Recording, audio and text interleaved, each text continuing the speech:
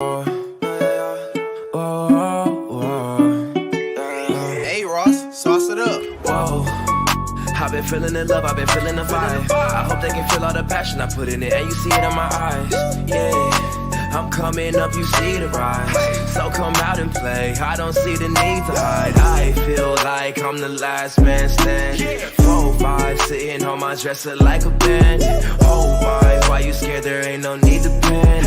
I ain't on a wave that could sink the Titanic. Like why, ain't no need to cut ties. This is not the best time, aiming for. Hello, everybody. Welcome to this second season premiere of an awesome show that we've been bringing to you guys every week, every Wednesday, except for last week, which was strange.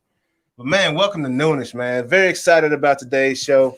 We have another amazing guest to jump off opening week. Opening day was, 2 days ago for the Rangers? 2 days right? ago. Hey, it's opening day for Noonish right now. The 2021 spring season is about to jump off, man. I'm your host, Jonathan Anderson, a.k.a. J.A., man, joined by our awesome co-host, El Grande Toro, Jonas Bull in the house. Hey. And, man, I don't even have to introduce this man right here. Hey, he's been working on them burners. You might see him on the field in a few months, man. Hey. Hey, MC Mark Clayton in the house, man, and our special guest co-host.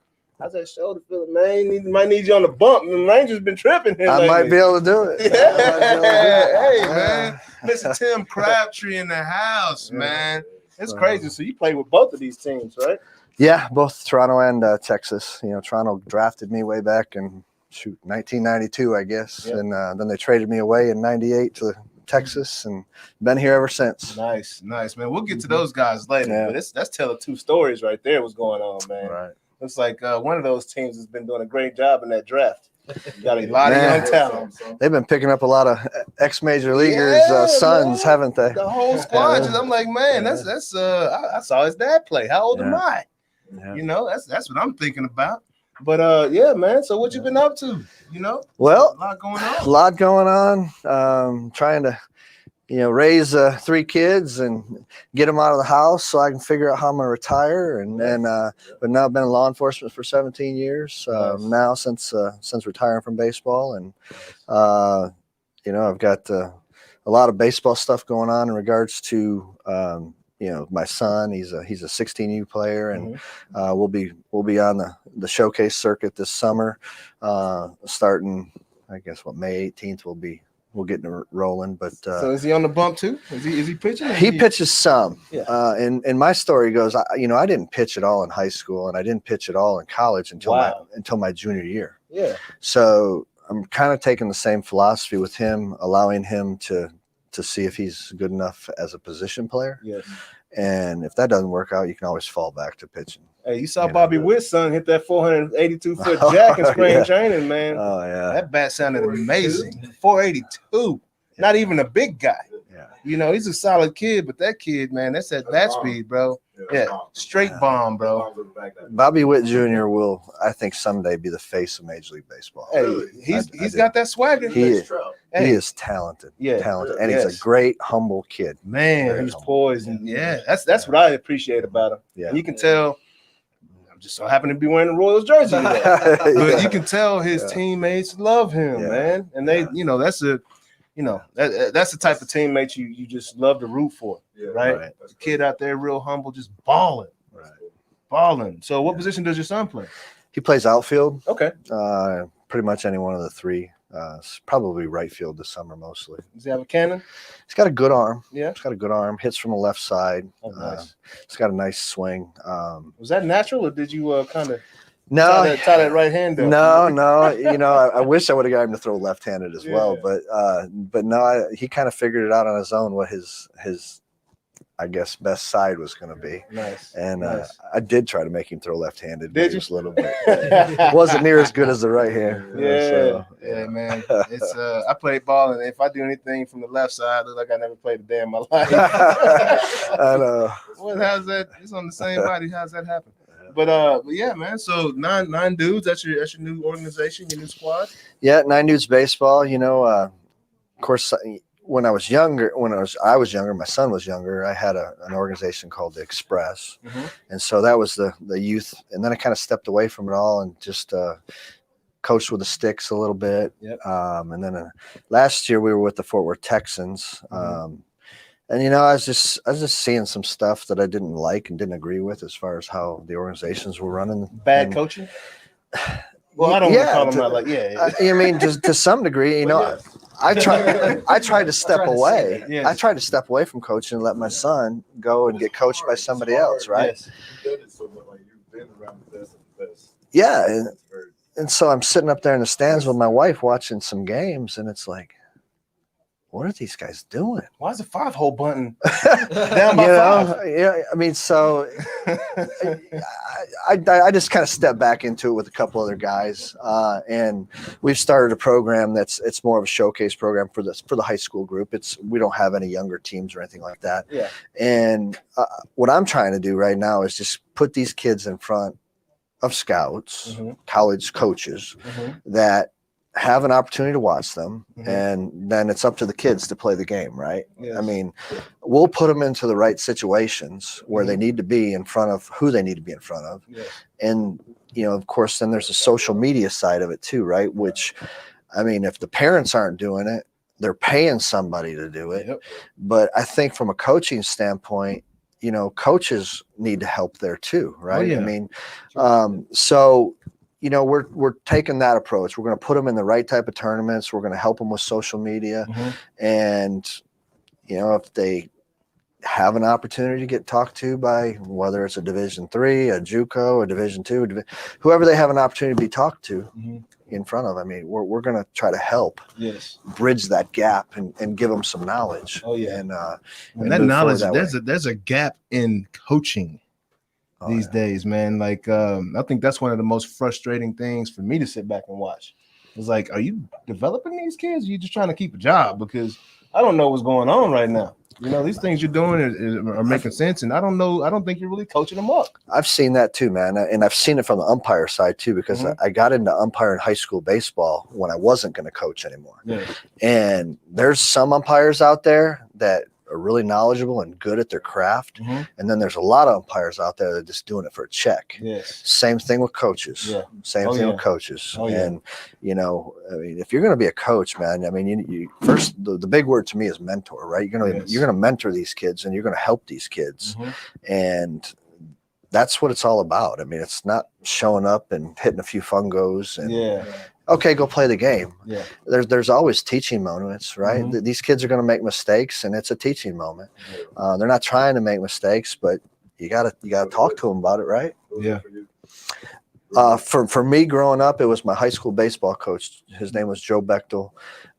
He was like a second father to me, and he passed away when I was playing in the big leagues a few years back now. But he did get to see you play. But he got to see me play, That's awesome. And yeah, man, he was a real deal, and that's kind of what I'm trying to do. I'm trying to pay it back, right? Yes, absolutely, man. No, that's huge. So, a Texas boy now, Texas from Michigan, right? Yeah. Do I get a card saying I'm a full-fledged Texan? Hey, you're now? Texan, man. Yeah. Hey, I don't have that yet. No. Hey, if you don't got if you don't need a certificate to be married, if you're living with your girlfriend in 2 years, I think 17 years.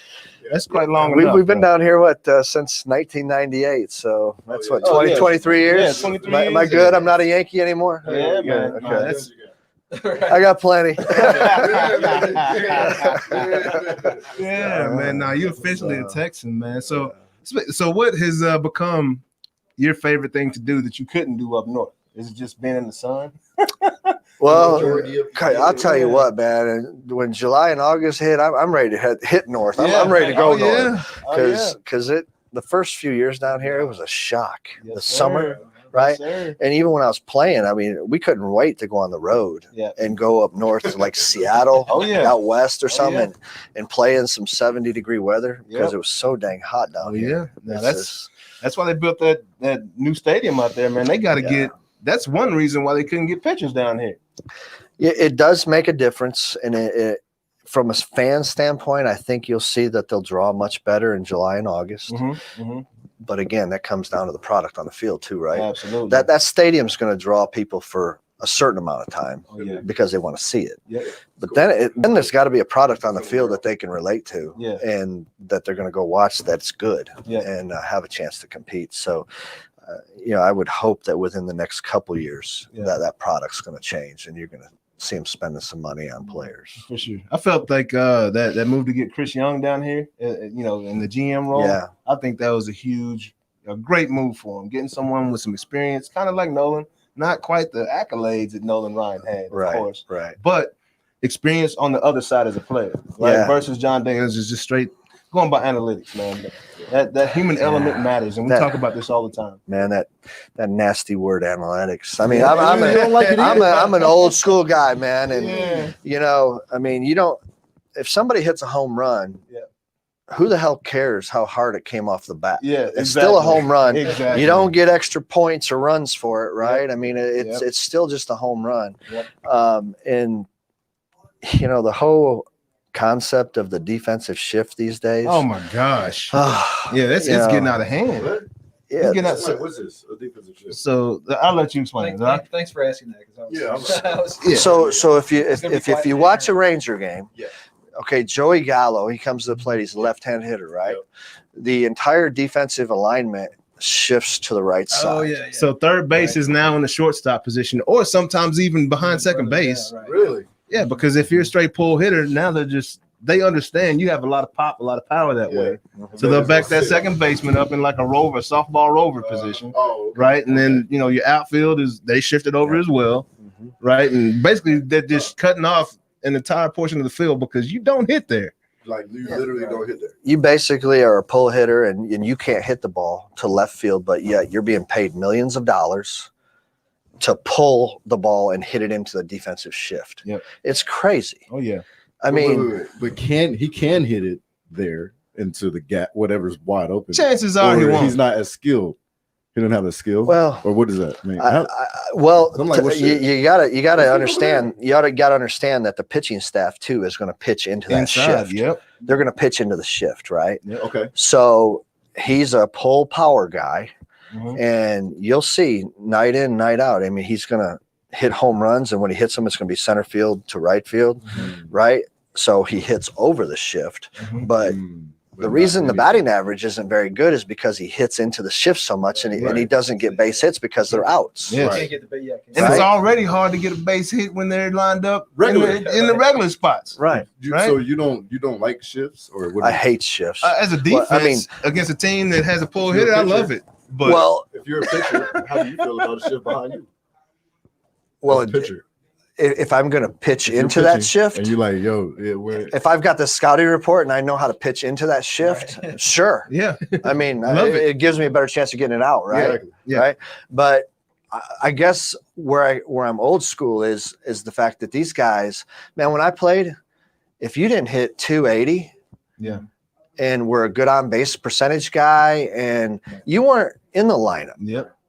And now you see players that are hitting below 200 or maybe around 200 really fast because they hit home runs, right?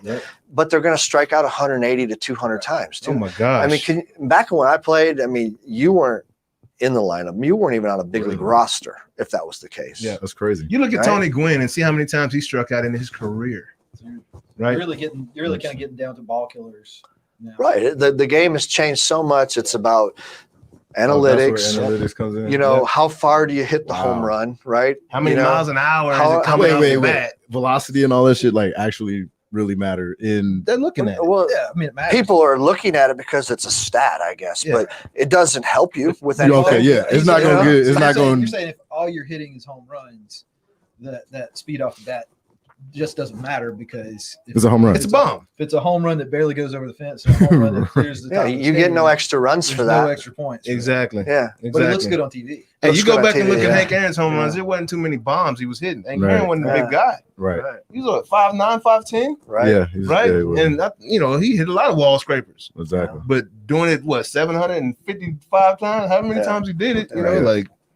It's not bad. Oh. You Yeah, know what I'm saying? but that was in the days when you had more consistency of it wasn't just about the home runs. Yes.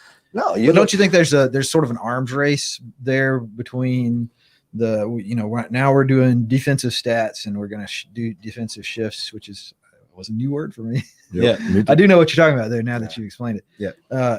And pitching into the shift and things like that we're going to eventually see the offense practice some new skill, come up with some new skills to hit into the gap. Gallo, we're going to work on hitting the opposite. Yeah. I can see that being very exciting. Yes. At least for the first season that they did. Yeah. That's if you got somebody who can consistently wherever you leave a gap in that defense. Like I would go to see that. MVP, but it's not whoever that you're is. also talking about hitting, 90 to 100 miles. Exactly. That's what whoever does that is an MVP. Yeah. Yeah. So, So that's what not I an did easy thing see to do. last night, I was watching Philly and the Mets, right? And I was the watching Warriors it. came up, Didi. Yep. And they put the shift on him. But, he tried to lay that bunt down that third base line. You know what I mean? So that's, I think more players, and I've seen Gallo do it in the past. Gallo's tried to do it. Lay that bunt down. Mhm. Like, look, if y'all going to shift me, I'm going to make y'all play me honestly, and I'm going to just drop a bunt, and I'll be on base. Exactly. But at the same time, why don't we think that way? But they'd rather give up a single to Gallo Absolutely. than a bomb. Right? Because he's not Especially with somebody else. And that's where, from a pitching standpoint, if you get a couple men on base, right, it is much more difficult to pitch out of that situation than it is to just give up that solo home run shot, right? Right. Yep. So me personally, I was a reliever, so I was always coming in with men on base, right? Man. Yeah. I mean, That's all. That's high high stress. stress. it's high stress. Yeah, exactly. Gone. But I mean, that's high stress. Yeah. And pitchers have to be very good at what they're doing, and they have to make their pitches, right? Or the hitters are going to take advantage of it, and now you got a rally started, right? And you got runs coming across the plate. Momentum. I mean, the Oakland Athletics. Oh, you remember Billy Bean? Oh, yeah. Yeah. Oakland Athletics, right? From the movie. They had some of the greatest approaches at hitting. Right. I mean, because it was not about hitting home runs; it was about getting on base. Yes. Billy Bean was a huge on base percentage guy. My whole thing is in coaching these kids, right? Right. I'm like, look, man, if you got an ace on the bump, he's an ace for a reason. Right. Let's wear him out. Make him throw pitches. Make him throw pitches. Yep. We're taking till we get a strike. If you didn't see it, well, take another one. Right? Yeah. That's just another bullet out of the tank. And the more pitches you see in it at bat, advantage you. Right? You can gauge this guy better. And your Right? And there's and when I'm at games and I hear guys like telling kids to swing first pitch, I'm like, bro, like the worst thing in the world to me is a 3-pitch inning. Right. Like that wears me out. 3 to 5 to 6 pitches in an inning. I'm like, this dude just came out here and barely worked. Period. And y'all out here just swinging. Chill it. You know what I mean? We could have, how about a 15-pitch inning? Like that's even, giving us a better chance. Spam risk, man. Do y'all ever get that spam risk, man? Hey guys, turn your ringers off. Those. Fine. In the league, that's a fine. That's a kangaroo court. 2,500. I have to say that the people at that car dealership are really, really nice people because they keep calling over and over again to let me know that my warranty is about to expire. Even after I've hung up on them like 20 times, they still keep calling. I really appreciate that. They care about you. Man. Oh, yeah. They care about you. Obviously. Like your best friend. Does your best friend call you that much? It's like, geez. That's crazy. So you also have this foundation going on. You were telling us a little bit about, man. That's can we go into that a little bit? With Nine Dudes just kind of evolved as a summer high school program, right? And recently, in the last 6 months, I had a friend of mine, good friend of mine, that lost his son to a fentanyl overdose. And basically, I wanted to do something, and from a law enforcement standpoint, being involved in law enforcement, having a lot of connections, being involved in the sports world, and then kind of branching out and being involved in business. I'm trying to bring those three things together. So we created a foundation called GP42. And GP stands for Garrett Purdue, who was the boy that took the fentanyl that we spoke about earlier. But anyway, there's not an awareness campaign out there. I don't feel like you hear a lot about opioid crisis, right? Yeah. But kids don't realize what that really is. I mean, and Right. to tell you the truth, if you Good point. think about it, opioid crisis, that to me that sounds like that doctors are prescribing medicines, opioids, and patients are getting hooked on them. Yeah. Right. Yeah. And so, but that's not in reality what it is. I mean, there's this whole fentanyl crisis where the drugs coming from the south of the border It's a black market we're talking. is black market, right? So the drugs, whether it's marijuana, whether it's LSD, whether it's Xanax, whatever, they're all being cut. And when you cut something, you make more of it, right? So the fentanyl is being put in with the Xanax, for example. Okay. And so these kids are able to go out on social media and find somebody who will sell them Xanax pill. Yeah. Well, in this instance, and why GP42 was born, was it was an ADHD medicine. And, Garrett got it online, apparently. And, he took it to help him study. And so what I'm saying is Completely innocent. these kids are not bad kids, right? Yeah. These kids are normal, run-of-the-mill, everyday kids that are just growing up. And if then they make a bad choice, or maybe they think they're making a good choice because they're trying to study, right? Ignorant to what you have. Right. Yeah. And that's the thing. They don't understand that this pill that they got online has a really good chance of having too much fentanyl in it, which becomes toxic to the body. And they take that pill and they're dead. Right. Man. Right.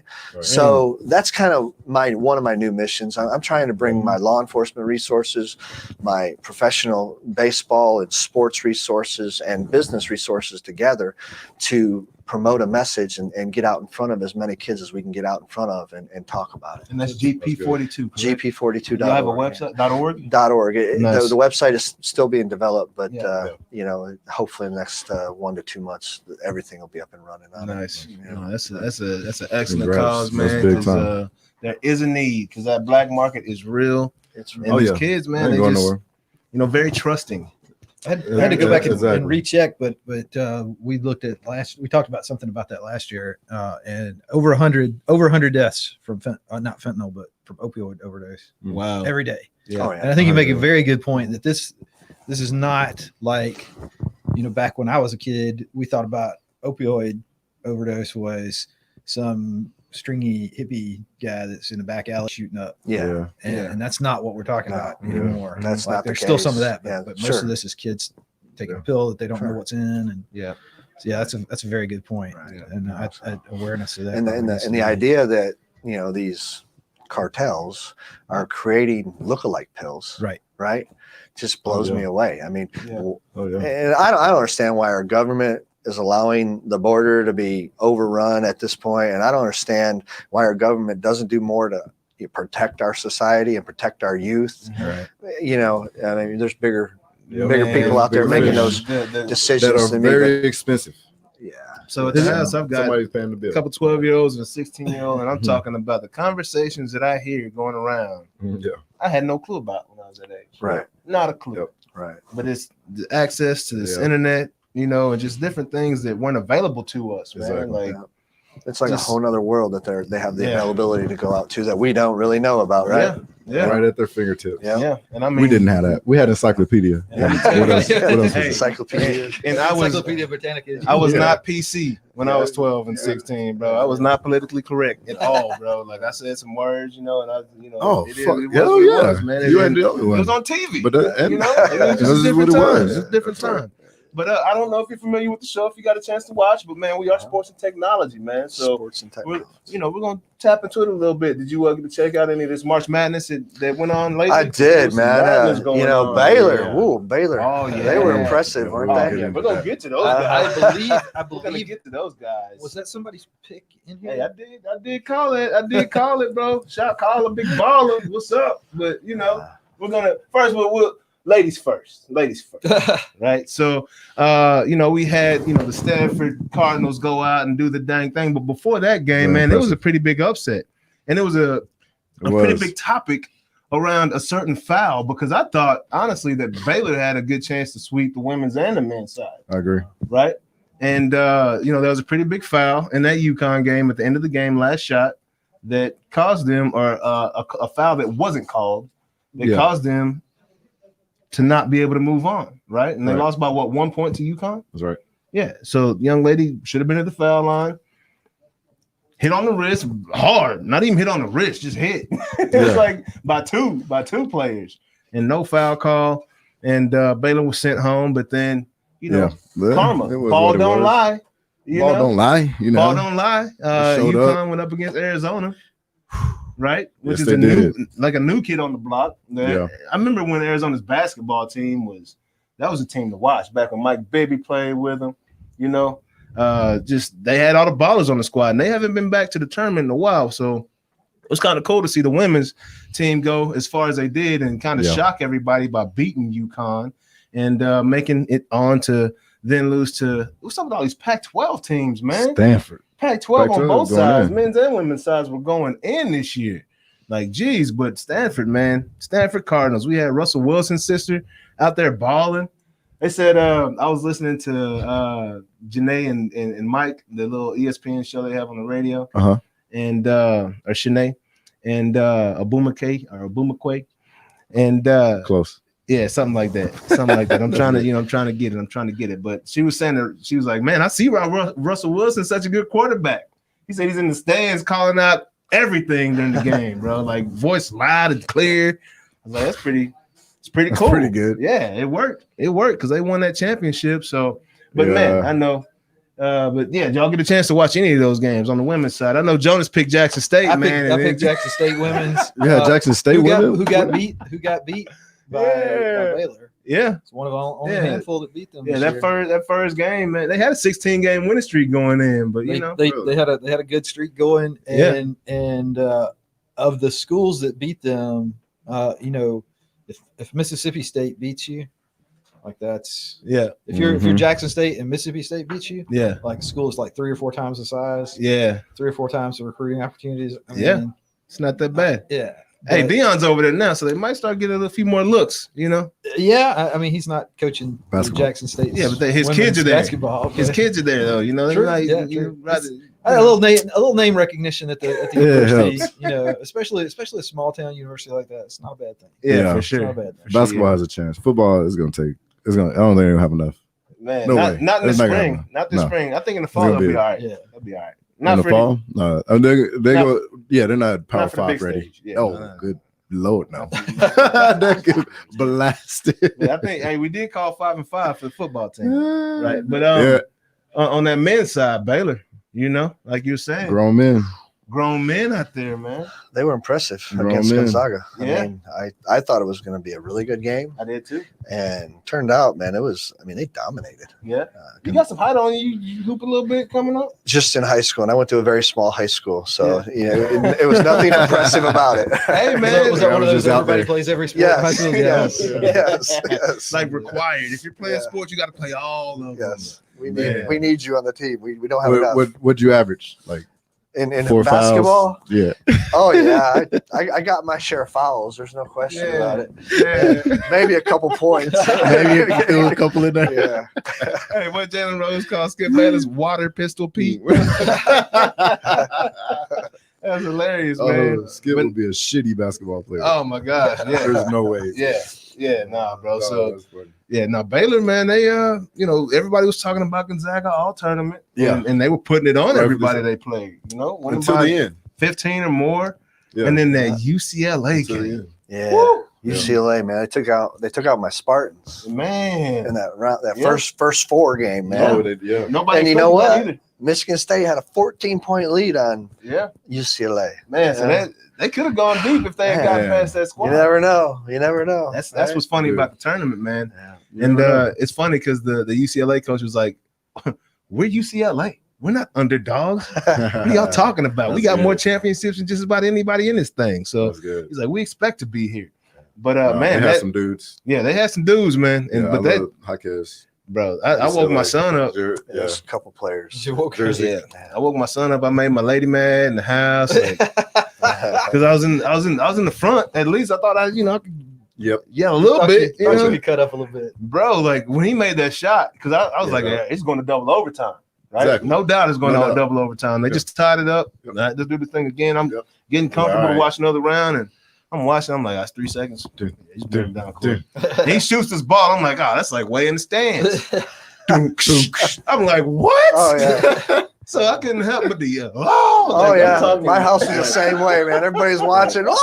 I couldn't help but to yell and let that one out. But man, that was a heck of a win and a great run by those guys, man. But like I said on my TikTok video, remind me of the Patriots, man, when they had Randy Moss that year. Undefeated, saw that TikTok. went up against a tough New York. You saw that one? I saw that. Yeah, man. Trying to come around on TikTok. Yeah, trying to get some exposure. Trying to come around on TikTok. You comparing Gonzaga to undefeated Patriots? Undefeated Gonzaga. I mean, there's something to compare there.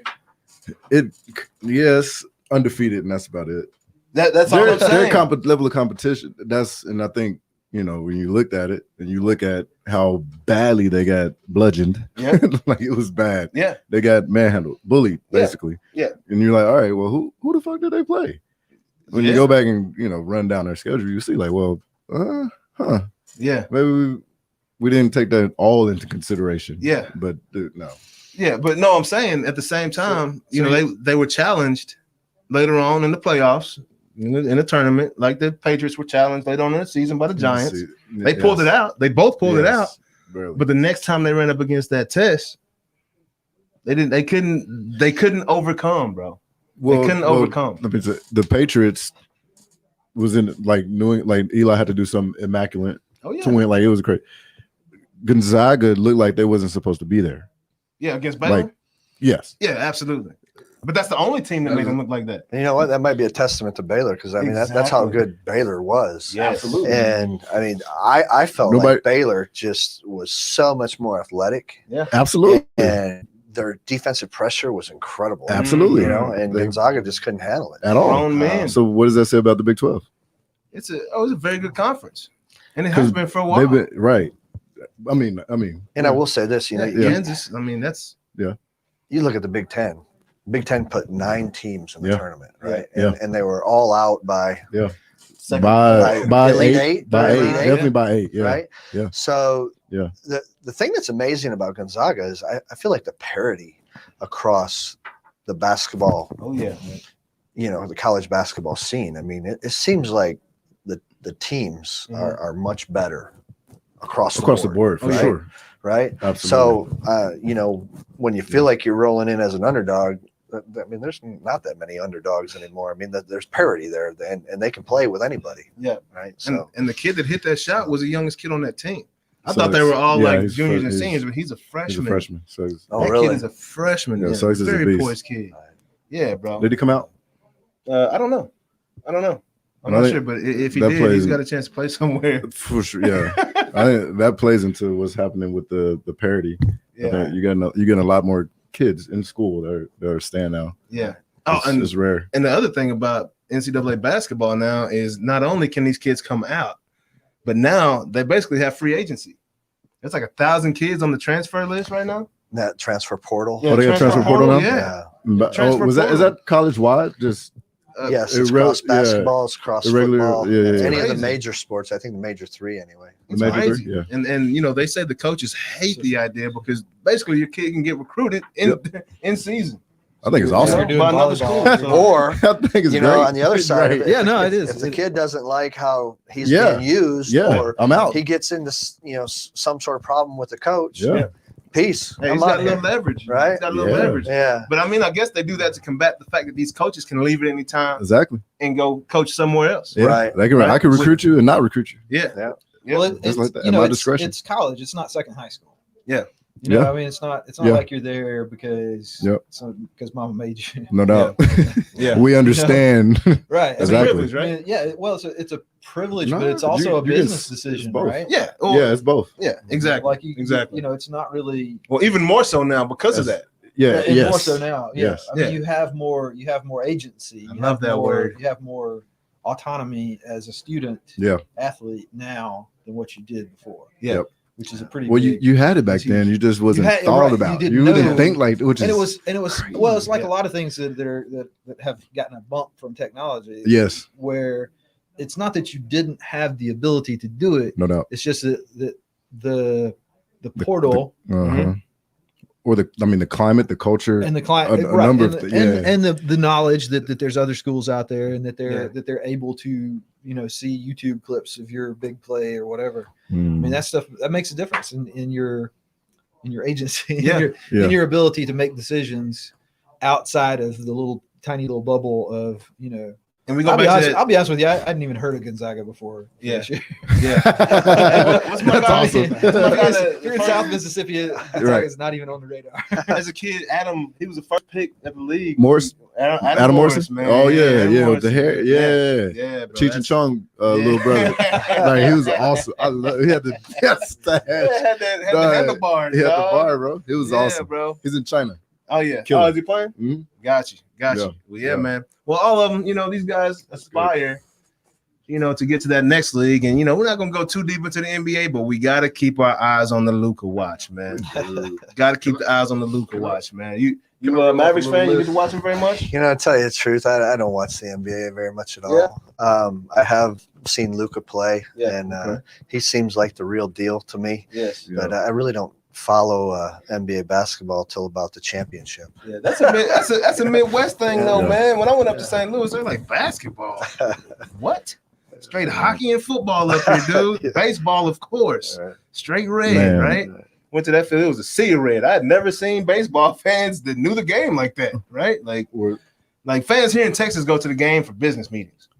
And you can actually talk. Yeah, fans in St. Louis go to the game to talk shit, dog. And watch the game, dog. They're all red. I bought a blue St. Louis hat. I was like, they know I'm not from here. You know what I'm saying?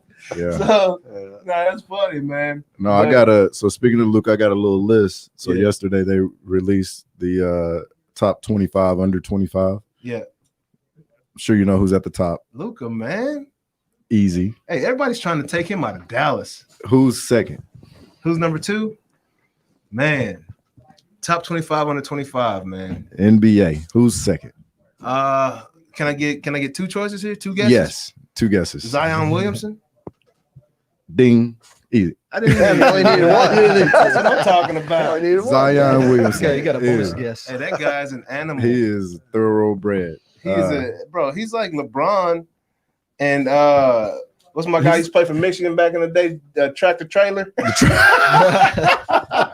He's like a blend of LeBron and Tractor Trailer, dog. That's good. Yeah, that's bro. That's good. And like but the thing what he's doing that nobody expected is he's facilitating, man. That is like he's running the offense. A surprise, actually. But I don't know why, because that's what he's been doing. He's been since high school. He's point guard. He's just a big dude.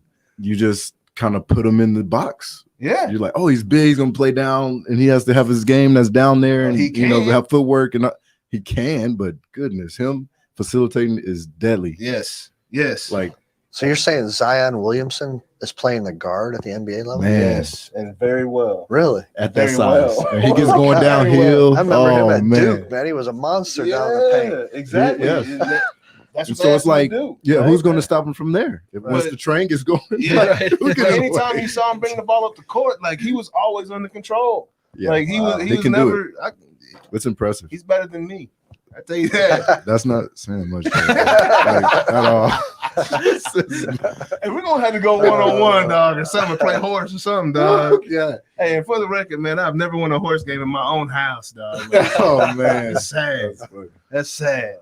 But yeah, man. Yeah, man. But NBA, man. It's the standings have changed a little bit. Brooklyn, James Harden's out for a while with a messed up hammy and injuries, man. They kill the Lakers, bro. Like they can't win anymore without AD and LeBron. They look like the Nick Van Exel like 97. Yeah, before That's Kobe funny. and Shaq arrived. Yeah. But yeah, man, and I love Slick Nick, man. Nick Van Exel was my guy, by the way. Yeah. But no, don't want to talk smack. But Brooke, I probably date myself, but when I was really interested in the NBA. What's that? You remember the Bad Boys? Oh yeah. the Pistons. Yeah. I mean, that was when I was actually watching the NBA. Duckworth. Yeah. Yeah, Rick Mahorn, Isaiah Thomas, you know, Bill those guys. Laimbeer. Bill Laimbeer. Yeah. They had, and if you go back and you watch the what is it, the show about Michael Jordan. Oh yeah. And it kind of talks about the battles that they had between the Bulls and the Send Pistons. him to the weight room. Yeah, man. Send him to the weight room. They weren't even trying to play defense on Jordan. They was like, hey, if he hits the paint, dog, Hit him. elbows, bro. Like he is not getting a shot up today. Right. And I'm talking some dirty fouls, bro. Like, and they hit. No flagrant, no nothing. Just 2 shots. Normal foul. Yeah. 2 shots for Michael Jordan. It was almost like hockey, but it was like basketball. Yeah, they used to beat him up, bro. He said he got in the weight room solely for the Pistons. That's crazy. Yeah, bro. No, Bill Laimbeer was not playing. Speaking of that, like since you I'm sure you like that style. I know you obviously loved what Baylor did, but you might like watching the New York Knicks now. Oh, really? Yeah. They're a very grimy team. They're grimy. They hustle and they scrap and they claw and they make it tough. Yeah. And they play defense. Like they're about that. And they have a Dallas boy leading the show. Isn't he a Dallas boy? Yeah, he is. Yeah. Randolph? Yeah, Randolph. Yeah, man. Yeah, big boy. Yeah. Zach Randolph? Is it Zach? No, it's not Zach. That's who I thought at first. I was like, no, I can't say that. Yeah. It's not him. But yeah, he's a baller. He's a baller, man. No, but yeah, man. So the Nets, of course, now I guess the 76ers are back in first place because James Harden's down, and of course KD's still not playing. Yeah. Did y'all see that Twitter battle with KD and what's my guy? The comedian. What's the boy name? I can't think. Anyway. Yeah, it was good. KD went off. Yeah, KD just went way off, man. Just bad. Rappaport. Tell him he's gonna spit him in his face. That was Michael Rappaport. Yeah, KD got fined for a Twitter battle. What? Michael Rappaport. Yeah, that's funny, man. That's funny. And then, of course, now we get to talk about some baseball. Back to it. I know we already talked about it a little bit, but man, just what's up with the Rangers, man? Like, how long? How long is it gonna take until we get out there? I think it's gonna be a couple years, man. 2 years. This one might be a long one. Yeah, telling me 2 years. Hey, you need to start picking up some of the free agents because there's a lot of them out there, man. They can still ball. They just don't want to pay anybody, man. Matt. Yeah, Matt. Yeah, Matt Kemp's right down the road. Get us a banger. Somebody to protect Gallo, bro. They had the second baseman batting behind Gallo the other day. Yeah, it's a thin lineup. Probably a lot of players that were signed on the cheap. That could fill in and play different positions. But at opening day, I was like, man, I left by the 6th inning. Because there was just no excitement. There was no real atmosphere. And in a brand new stadium, there really wasn't a cool atmosphere for an opening day. Nobody expected to win. The flyover was late. Yeah. The F-16s. The flyover was late. Oh, yeah, it was late. That's how we're going to start the day. But I get it. I mean, the Rangers have a huge investment in a new ballpark. Yeah. And, they didn't get a season last year. So, I mean, there's a whole bunch of money lost to season ticket sales and whatnot, right? So, I mean, I get it, having a smaller payroll and because really the ballpark itself is going to generate some interest and fans are going to come out. But it'll only be a couple years. Yeah. And then you better put a winner out there. Yes, sir. If you want the fan support. Man, we got some, Yasiel Puig. I'm not saying he's the best baller, but man, that's gonna bring some energy, some options. Put some people in the stands. You put Matt Kemp out there, some people are gonna come watch. Right? You got some pitchers that are still unsigned. Some people are gonna come watch and throw. But back to that Billy Bean, those analytics, that money ball, right? And that's what the Astros did for years. The Astros were at the bottom of the league year after year, basically got kicked out the NL, came over to the AL and brought Nolan Ryan in, brought Justin Verlander, got my Jared Cole down there, got a couple championships, banged on some trash cans, no doubt. Had some buzzers on their chest. And they're good for the next decade. Yeah, bro. Don't need nothing for a decade. Fans are coming. Fans are, and they're in denial. They weren't cheating. Okay. Run that back. Run that clip back. Turn that audio up. See what you see. Right. But man, no, it was so a couple. So a very good conversation. Who's the best in the league now? Because there's someone that has better stats than Mike Trout. It's a young man in a very small market in Milwaukee by the name of Christian Yelich. Man. Right? And he was playing That with little a pretty, sucker. just the fact Miami Marlins, man, wasted a lot of talent. They had Yelich, they had Stanton, Ozuna, right? Woof. Yeah. They had Gordon down there. Like they had a squad They down did there. That's like have the a squad. Expos all over again. Yeah, and all those kids came eligible for arbitration, or were wanting a long-term deal, and that market they just can't support it down there for whatever reason. I mean, Miami just doesn't have the money so they have to.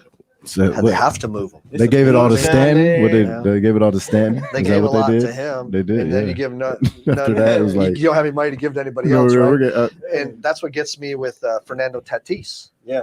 They just gave him what? 348? 14 year? Was it 14 years? 14 years, 350? Like 342 or 42, 40. And I don't even know what I'm going to be doing in 14 years. And then they signed Machado to a big old deal, right?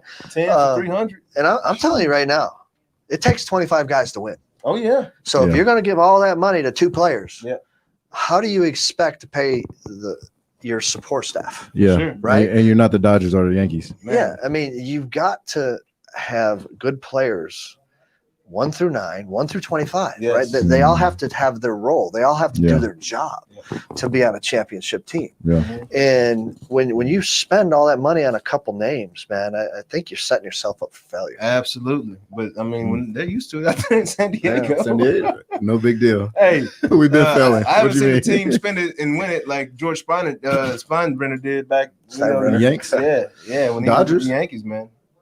Well, yeah, they have been spending like crazy. You're right. And they're winning too. They're winning. Spending and winning. But yeah, man. No, so and then the Tatis injury, man. Yeah. Went down. It was a shot. It looked like it was his wrist. Separated shoulder. But I've done that. I've done that. I felt that before. Yeah. Right. But I put that bat down and man, but it feels like your shoulder's about to slip out. Right? It's on the follow through. It's not, you swing, boom, and it's here. Yeah, right there is like right there.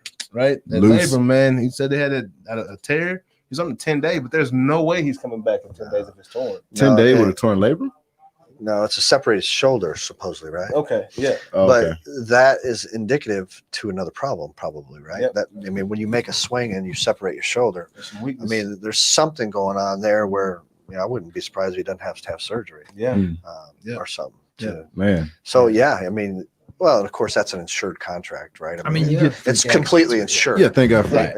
But baseball situation. When you get into long-term contracts like that, you just never know, right? It's like my boy Carl Pavano, man. That boy won. What do you Signed do? with the Yankees like 5 years, like a pretty good sized deal, man. I think he pitched maybe a year and a half of that Solid deal. year and a half. Yeah. Man. collected. It's like, man, thank you. I do as much rehab as you need me to keep sending those checks. Well, you look at the local, with the Rangers, Ruben Odor. Yeah. Right. I mean, nothing. He was basically released. Yeah. And then he just was now traded to the Yankees. Yep. Right. But I mean, he still had $24 million. Yeah. And in the club, we're like, we don't have a spot for you. You get rid of None. So you can go home and we'll send you a check every 2 weeks. Yeah. But wow, I mean, we don't have a spot for you. Yeah. But we owe you 24 million. million. His hit was on Batista, man. That's the biggest hit. That was the biggest hit. Man. That is really one of the was. things that made him famous. Yeah. There's no question. Yeah.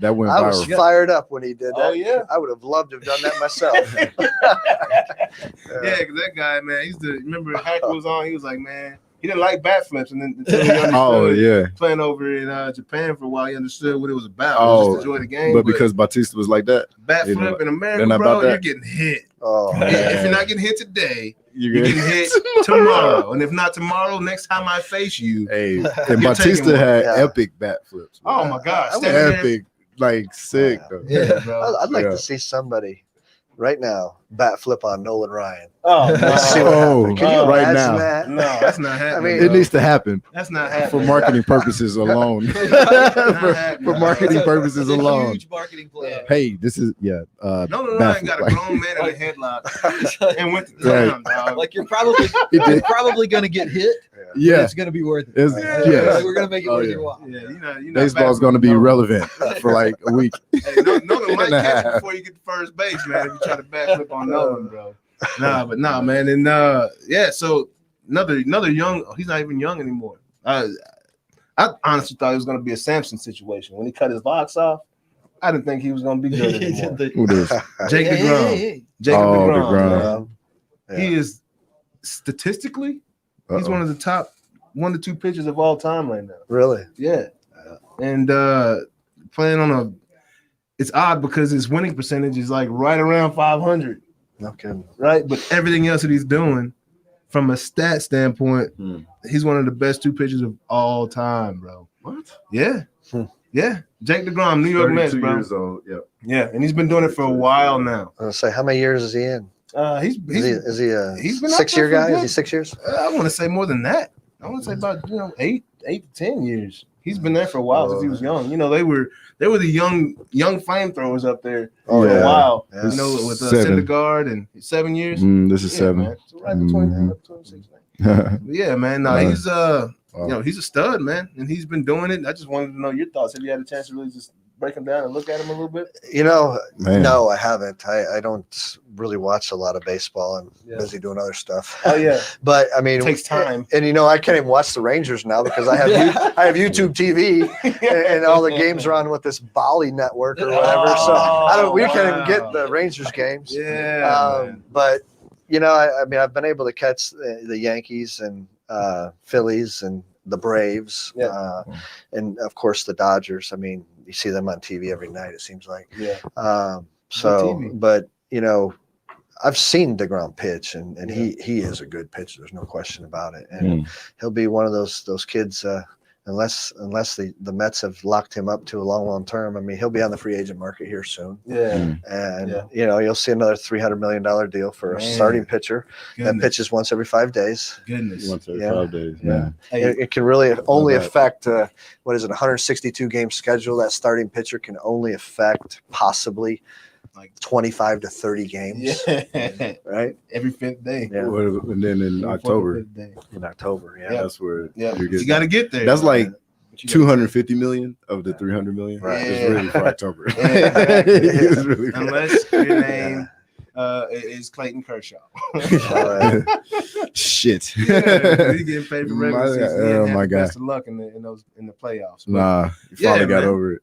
Yeah, no, that's all good. So so you mentioned the Braves, and all right, so this is not a political question at all, but you know, with some stuff that's happened recently in Georgia, there has been this there was a threat made to take away MLB's AllStar Game. They did. no, it's to take away their exempt Antitrust. status for antitrust, right? Oh wow. So first of all, I had no idea that MLB was exempt from antitrust. Never occurred to me to ask. Can you explain this to me? No, I was actually hoping you could explain it. Wait, what? Okay, so antitrust is basically, to put it as simply as which is actually as complicated as I can put it, is you know, like we had Microsoft and we had the Bells back in the 70s, where you have what they're calling a monopoly. Okay. And so antitrust is the legislation that is designed to prevent a monopoly from abusing its power. So I didn't actually know that until just a couple of years ago. That the point of that legislation is not to prevent monopolies from existing. You can have a monopoly all day long as you're, you know, treating everybody fairly. Yeah. But antitrust is designed to prevent a company or an organization from abusing monopoly status. And so what I was wondering, though, was how do you figure that MLB needs to be exempt from antitrust in the first place? Is it really a monopoly? Is that the only game in town, literally? Or is it? Well, literally, it is. Yeah. Yeah, I mean, MLB is basically the only game in town. So if you're a professional baseball team in the U.S., you basically have to play under MLB's. No, there's independent balls, you know, but and that's typically in small towns, right. So if you're an independent club trying to come to, you know, Dallas, right? I mean, we have them, right? The Grip Air Hogs, but you see, they got no attendance, Right. Because you have the Rangers right down the street. Right. You've got the AA team in Frisco. Right. It's going to be real tough to get people out there. Yeah. But Right. you played minor leagues. You played minor leagues, I'm sure. Yeah. So is that not a big difference between pay scale, quality of services, most how many definitely. people? Yes. So it's a huge difference. really, if you're trying to really play pro ball, MLB. baseball, you got to go to MLB. Oh. So it really is a Monopoly. really is a monopoly. Yes. 1,000%. Well, that's just like NFL NFL or monopoly. NBA or Right. any other major, Yeah. sports, NHL. Yeah. You have your minor league teams all over the place. So Right. so I But guess they're not the gonna- question then to me would be how did we figure that making a special exemption for a sports organization was going to be a good idea? It goes way back to like the 1930s, I Okay, believe, as far as okay. antitrust is concerned. But basically, it is a mechanism where Mhm. they are a monopoly, Right. and it helps them with special exemption status that no one else can really. I mean, you got like Apple and you got Microsoft, right? Right. Two huge companies Right. that kind of same platform, right? Why is there only an MLB? There's no Right. competitor to MLB, Right. and the only way that there is something else other than MLB is the professional ranks, the lower levels of the minor Right. leagues or the independent organizations. So, I wish that all these sports industries would just do what they've been designed to do Right. and stay out of politics. Right. I wish that they would go and play their games and entertain the Right. people that are going to see them play. And because you know what, in reality, the fans are going to see these different Absolutely. games Yeah. because Mhm. they're trying to get Because of away from entertainment. everyday reality, Right. right? Yeah. They're trying to get And away for 2 to 3 what's hours. on the TV. 100%. Right. Yeah. And that's my biggest hang up with it all is, Right. is these organizations, whether it's football, basketball, baseball, hockey, whatever it may be, Mhm. just do your job, man. Just go play the Right. game and entertain people. Yeah. You know, Do your damn job. have your own opinion Fine. with your inner circle or your friends or whatever. Right. You don't need to go out and throw it all over Twitter and Yeah. all this other stuff. But yeah, that we're kind of straying into politics. Yeah. Sure. 'Cause We that- kind of 'cause tend to it's- stay out of, It's, but it's Right. there. let's Yeah. it is. Because- Yeah. And Yeah.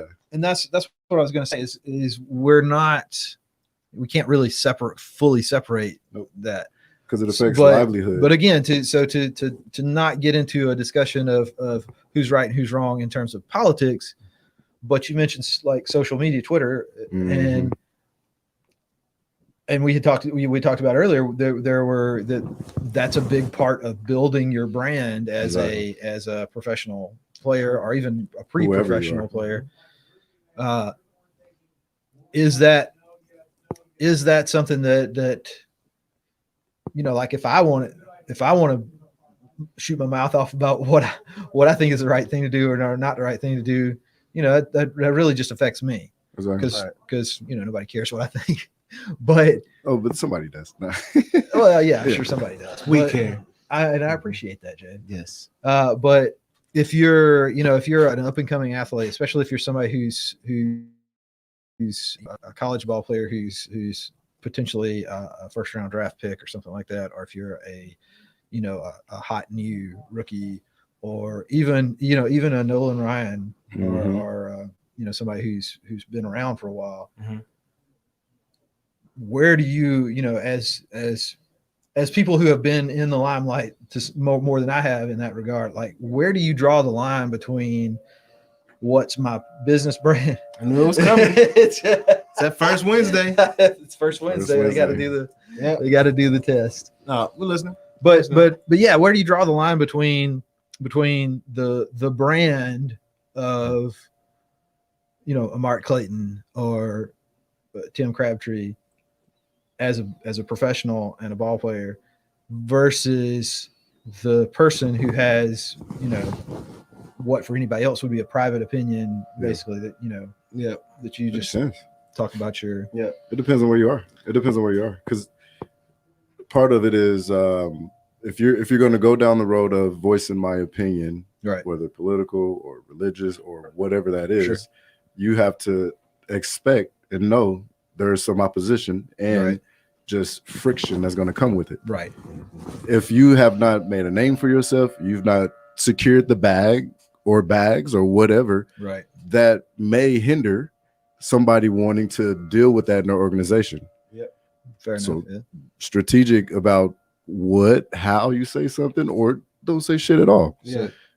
For the ones who has been there, done that, I feel like I can speak for my people or whoever I grew up with or whatever that is.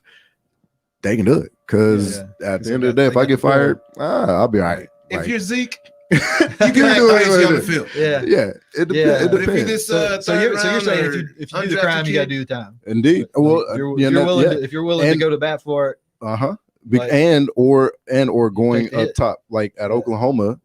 So the guys collectively went to coach, like, yo, coach, this is how we feel about whatever the topic was. And as a team, they've dealt with a number of different kind of issues that were political collectively. Right. That means we're all in together. I may not even really agree with this, but I appreciate you putting on the table, and we're gonna rock with you. Right. And then when we go play on Saturdays, you're my boy. Right. And so, it's weighing kind of your scenario and your situation and where you're at and where you're trying to get to before. Is it worth it? That shit before you just shoot your mouth off. Think about think about this shit. Want to think about Young the man. ramifications. What do you think, Tim? I think so as well. You don't want to create controversy, right? Right. He talked about baggage, right? And there's that what they're saying that any press is good press, whether it's bad or whether it's good, right?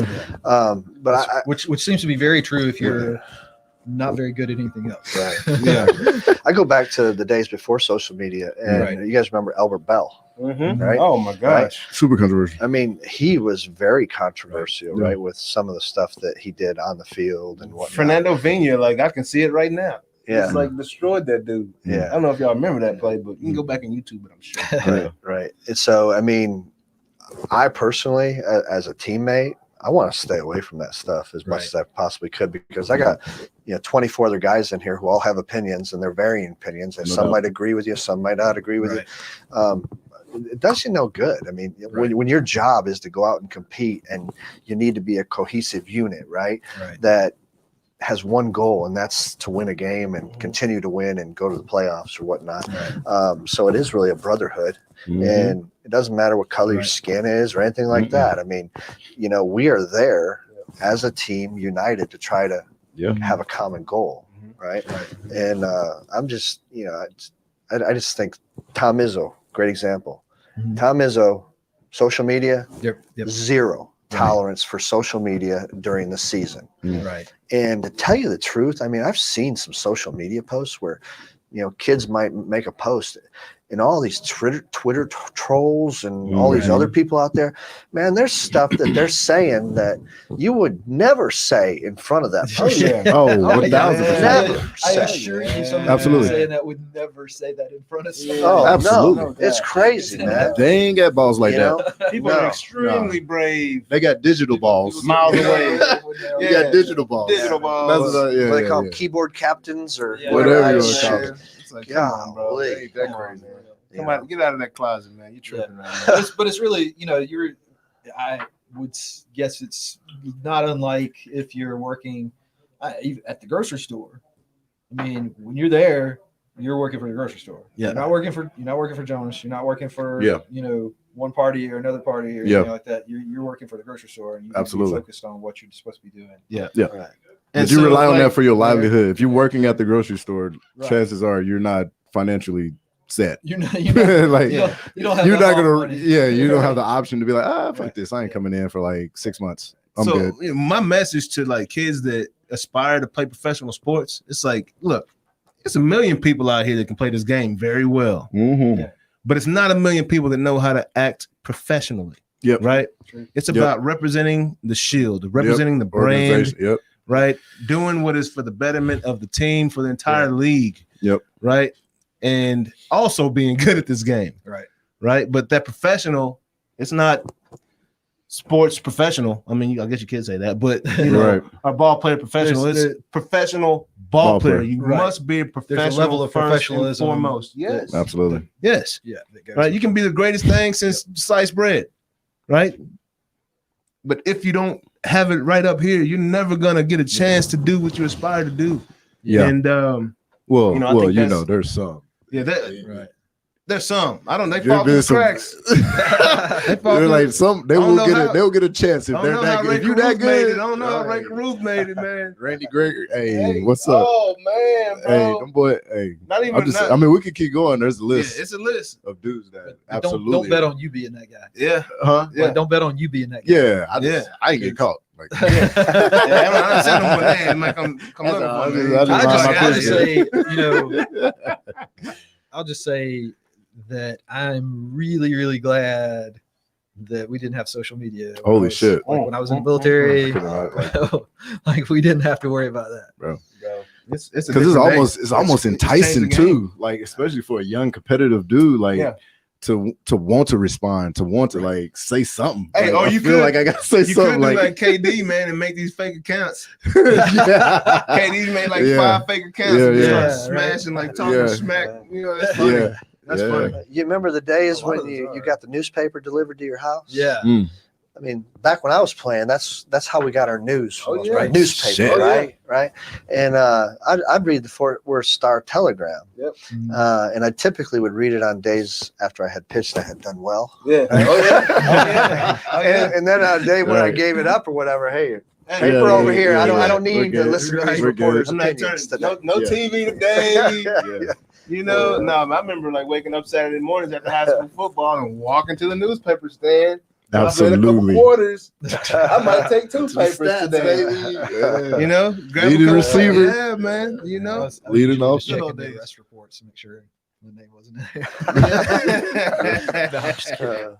No, man. You know it if your name wasn't in the arrest report. Yeah, so we are sports and tech, man. We love to talk about a lot of sports, and we don't want to go too deep into the next hour, but we got to keep the party rolling, man. Jonas, there's a lot to talk about. I just want to say, man, a lot has happened. XRP happened this week for sure. XRP happened, but I don't know if that was the topic. But I just wanted to throw that out there. Real quick. I mean, that's something we have followed a lot. Yes, since we've been doing this, and we're going to continue to follow. Absolutely, that's the with a magnifying glass. Yeah, well, I mean, so all of the, I guess what I would call the top choice cryptocurrencies had a nice bump recently. But you're right, XRP is 45%. A jump. That's not a bump, that's a jump. That's a jump. I think it was over 45%, right? It's catching up. And so the market's divided between essentially Bitcoin and then altcoins. Everything Bitcoin always leads. Altcoins kind of follow, but XRP it's really impressive because of everything that's going on the back end, right? Like legally.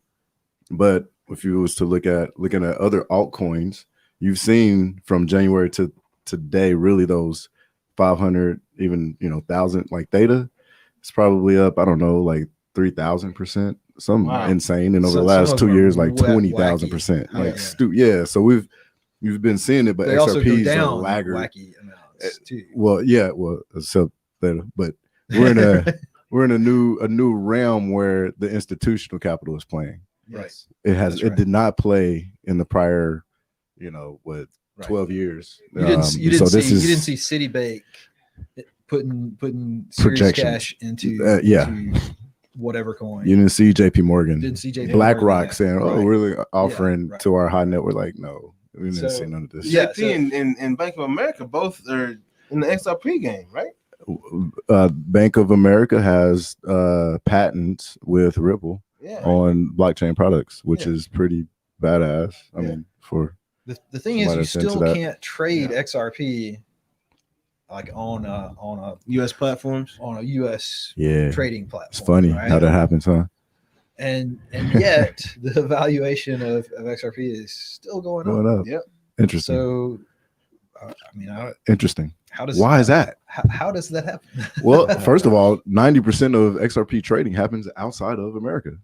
90% of it. Only 10% of XRP trading happens in America, which is crazy. Yeah. Now, But how many of those are using ExpressVPN to appear like they're in Hong Kong? 1,000. Yeah. Anybody who knows. not, Yeah. I mean, those like. I have no examples. Oh, that's not how you bought yours. Like, Yeah. I'm not Oh, man. I can neither confirm nor deny. anybody who knows game, they are in the game, and they're in the game through doing well. VPNs. When it's in the game, it's in the They're in the game. game Like through EA VPNs. Sports, dog. Because they know it's That's serious. crazy how that one, the United States of America, which is awesome and hella powerful, brought it to a halt. Whereas Everyone else is thriving. China, Right. Switzerland, UK, France. Australia, France, Singapore, Japan, they've all said like, hey, this currency this Legitimate. digital currency is the currency. Right. Yet United States is like, Right. And the interesting thing about that, we kind of, I don't think we use these words. I've developed this sense, but we were talking about that XRP is almost a sacrificial lamb in this, that legitimized a It lot will. of the rest of the cryptocurrency world. Yeah. Mhm. Yeah. Mhm. It's going. Except that It will. it's not dead. It's Yeah. not that. It's growing big time. Oh Yep. yeah. Didn't Tesla just come out with saying, "Hey, you can buy one of our cars with Bitcoin"? now? Absolutely. Yeah. So Absolutely. very recently, Absolutely. was Yeah, Tesla that's- letting you buy car with Bitcoin. cryptocurrency. Was it It's just Bitcoin in particular. Yeah. Yep. So Bitcoin. And they're holding there was it. that, and then there was it PayPal, right? Yes. PayPal is now They're starting to letting let you- merchants right transact. let you do transactions. Yes, in digital currency. With cryptocurrency. Yeah, Yep. digital currency. Yeah, Yep. let's call it digital currency. Digital That's currency. right. Yep. Yep. Yeah, That's what I like to call it. So Yeah. so when I hear so I have some I know some people who are like hardcore old school economists, and Yeah. they're like, okay, this cryptocurrency thing is just a fad. It's going to collapse, and everybody's going to be left holding the bag, and, Yeah. and it's going to be awful, and Right. and Right. you're all going to regret this. Yeah. And these are really smart people. Like, these are not stupid people. These No doubt. these are published, well-known names who think this, but at the same time, it's still Are happening. they bankers? Are they bankers? This is And are they involved this is still going in the on. trading? And, Right. and some of the How things much that do they they have? well, and some of the things that they talk about as being the downside of going crypto is that there's no way to freely trade. Yeah. What you mean? Like what you mean?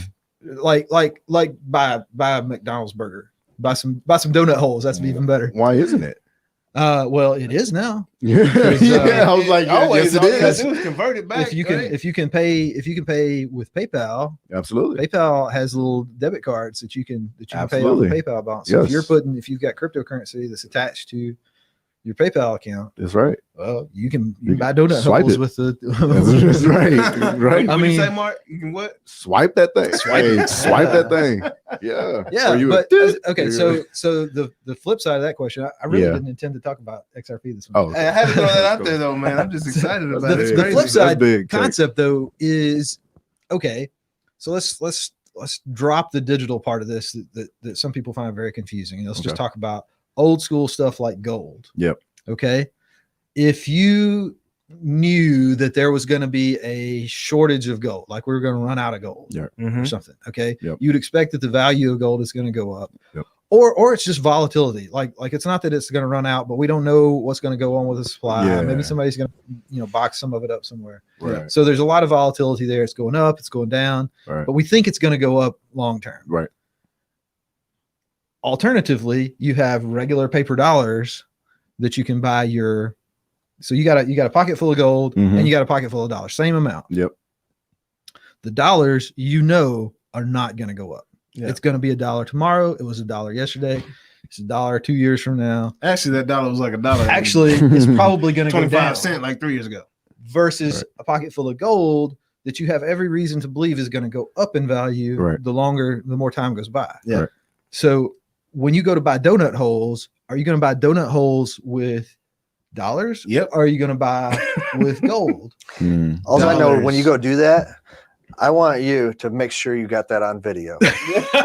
When you pull out that gold that nugget, gold- and you buy your donut holes, I want to see what they say to you. We should do a video of that. But it's actually going to prove the case for digital currency. Right. Let's go drop a chain on the counter. And be like, Yeah. yo, give me 3 donuts. Let me get through all That's that. some cheap change. Yeah, chain. Oh, some great donuts. That's a transaction fee. Oh, What's my the chance God. there that the donut hole seller? Yeah. Oh, we only take cash. Oh, 100%. Cash That'd on be the that'd be a cool Better yet video. these days with That would be- Yeah. you got a credit card because we can't handle cash because of COVID Yeah. for some reason. It's like, So hold on. you need to swipe. Exactly. Yeah. Yeah, man. So I had Yes. I had years ago, and I'm still looking for more of these. But I used to keep a handful of those little gold dollars, the little gold Oh, Susan B. like Anthony dollars, or whatever it was. Yeah. And I'd give them out as tips. Right. Was it real gold? Like if you're going to the same place, like especially if you're traveling a lot, and you're going to the same place, like people aren't going to remember you because you don't come in all the time. You're not a regular. Right. But if you're going to be coming back, you can do a little something like that to cement your memory. You know, Yeah, I wouldn't that would mind- do it. I wouldn't mind being like John Wick. yeah. right? You know, Yeah. and his gold You got the coins. Yeah. That's right. Oh, yeah. I would Yeah, like You having know, that- are you sure you want to use this one? Are you sure? I would like Yes. having that card. That card? It's been legit. Keanu Reeves. Oh, dude. All right. Well, let's So- talk about something else. Yeah, what we got? All right. So I got a long list, but let's try to keep it light. Yeah. Keep it light. I like the light conversations. That usually I leads like us to dark a- shit. Like, tell us how the world's gonna end. Well, I got That's why something that may be a little of both. So there's a new thing from MIT. MIT is always doing some lots of crazy geniuses stuff. over there. Yeah. Lots Can I of see that geniuses. screwball, please, sir. Yes, sir. MIT has created a zoom lens that doesn't require movement. So it's a lens like you put in a camera or your phone or whatever, and it doesn't require the lens to physically move to zoom. Now, if you're like me, Really? you probably don't even think about the zoom in your phone moves, but if you remember the old cameras that zoom, Renee, you might be interested when it gets real, like that you used to have to zoom, that lens would go. Oh, yeah, you yeah. know? But how does it judge the timing of when to zoom? Is it, I guess, when a So person it's- talks for so long, then you want to? Well, it's not a Zoom meeting. No. I'm saying like zoom into that person, right? No, it's controlled. So it's a prototype. Obviously, they just developed it, but it's controlled with like there's electrical. They have an electrical grid around it, and the way it works is it's basically a phased array. So when it's, I guess I'm gonna totally blow the engineering here, Yeah, but basically when it's normal, the lens is like closed. Yeah. And when it's on zoom, Yeah. like different pieces of the lens like turn off. Yep. And so, does you it get enhance? more, and so it enhances the thing.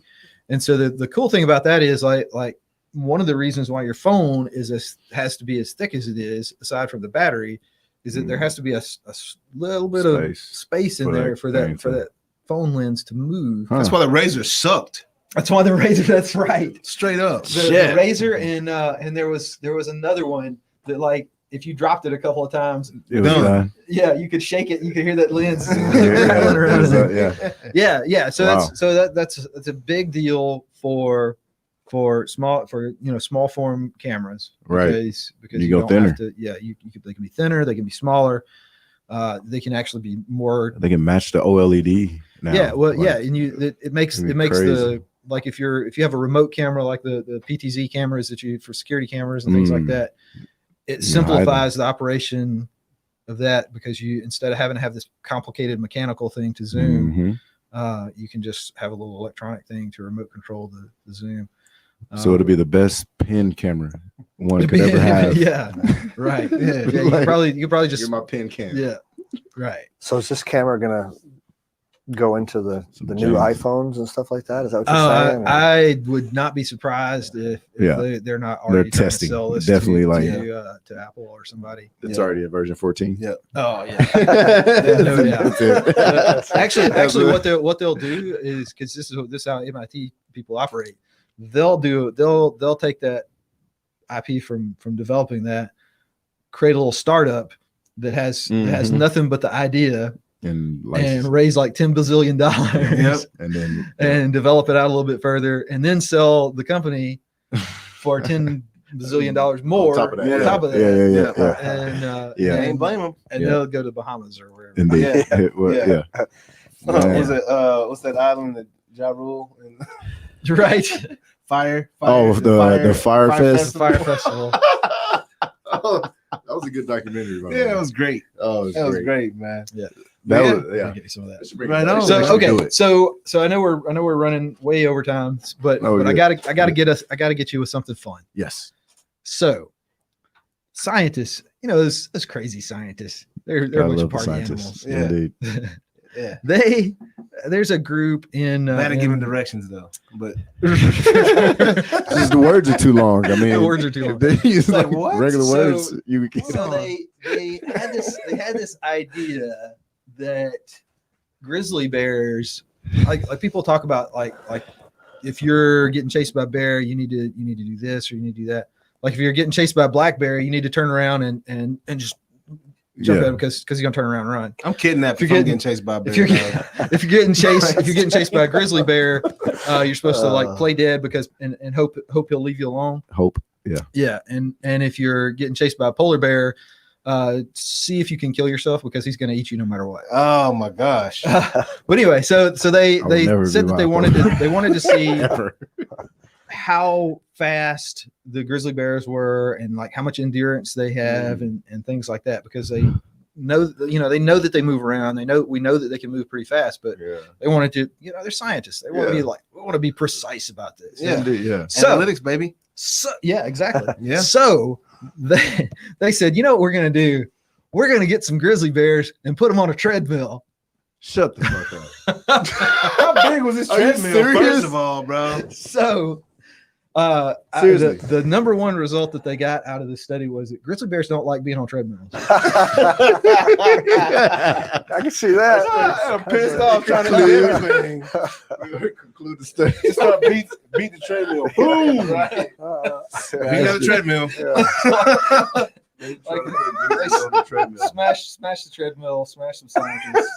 Okay, well, we're done with that one. Who's the guy that they paid to put the grizzly bear on the treadmill? Right. What was that like? Yeah. They like build I would like to see the like a gate path like all the way through. Oh man, now that's great, man. I mean, you can just see the grizzly bear being like, man, this shit ain't going nowhere. I'm looking at these scientists like with their robes on and their pads, and they're like ready to document this shit for real. Right? Like, they're sitting over there. He's definitely pissed off. He's pissed off. That's it. Let's cut this. Yeah. So they did actually get some useful information out of this, although they did say that grizzly bears do not like to be on. But they did find out that grizzly bears, oddly enough, are sprinters, not endurance runners. Yeah, I'm so, a grizzly bear then, dog. So as long as I keep enough distance that I can keep out ahead of him. Yeah. Oh yeah, you're good. I'm good to go. You got 50 miles in you. How fast do they go? Like 30 miles an hour or something? Yeah, they said that they can go. They can peak at 30 miles an hour. So is that what? Is that like the Usain Bolt grizzly bear? 30. Or is that the average grizzly bear?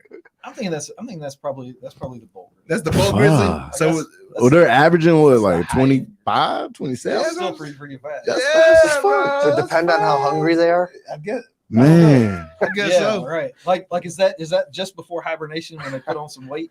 Yeah. Or is that post hibernation when they're hungry? Yeah. You better get out of the way, bro. You better jump in a car. They lean. Yeah. I mean, it was funny, but one of the this is one of those things like most of the results are like, yeah, duh. Yeah. Like, grizzly bears don't like to be on treadmills. Yeah. Okay, nobody does. Yeah. They prefer to take, gentle sloping paths instead of climbing straight up the hill. Yeah. Duh. Yeah. Normally they don't run very fast. They're just kind of poking around looking for food. Can they climb trees? Duh. Yeah. Can they climb? They climb big trees? tree. Okay. There's a grizzly bear we're talking about here now. Yeah. That was it. They're like bigger than all 6 of us put together. Yeah, it's like No doubt. 600, 700 pounds right But there. I figured there's somewhere where the trees are. Yeah, but like, if you're in the that's- redwood forest, exactly. they might eat one of them trees. they can get up that thing. Yeah, bears like raccoons. Yeah, bro, like that. Don't mess with a bear. No, I mean like they can climb that bit. Well, I'm not unless- adventurous like unless that. your You will name is never catch me. Right. I was gonna say. Unless you're You know- Khabib, who's been fighting him since he was 8 years old. Right. I'm out. That's why he's a champion, bro. Yeah, that's one thing I never worry about. 'Cause I will never Here's be the in that question. environment. Has anybody put Khabib on a treadmill? I don't know.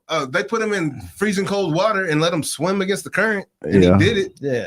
Yeah. He's probably Treadmill shook the water. Yeah, that's lightweight. Hey, He said treadmill. I did that when I was like speaking 2. of Khabib, did y'all hear, It's like- did y'all hear about that UFC fighter that lost his finger in this last weekend, bro? He lost his ring finger. In the ring? Lost his ring finger. In the ring? He lost his finger. Yeah, he lost it in his glove, so they couldn't find it.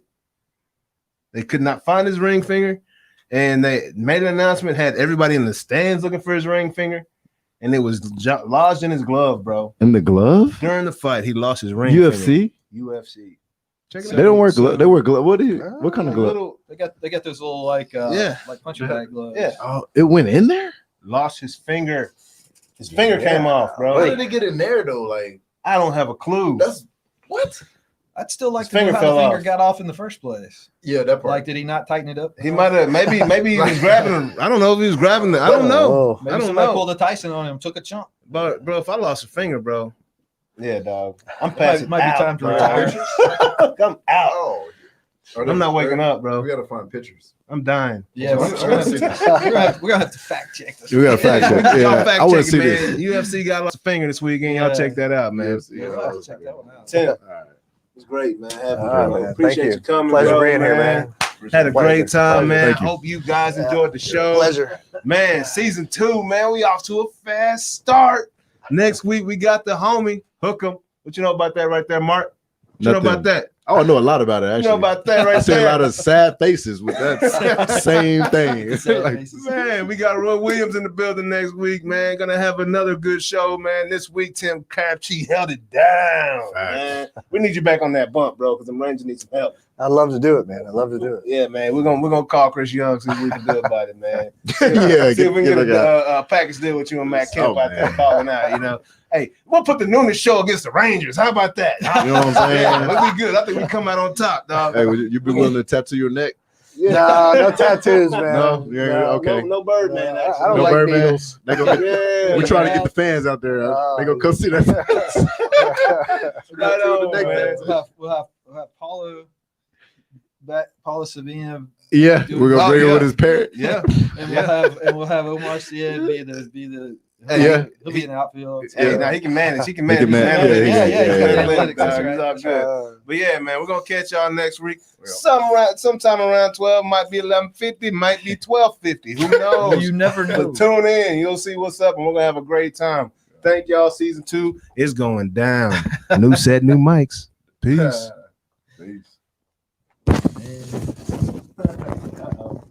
And we're still There it is. Oh, Cowboy Records. Oh, oh, oh, oh.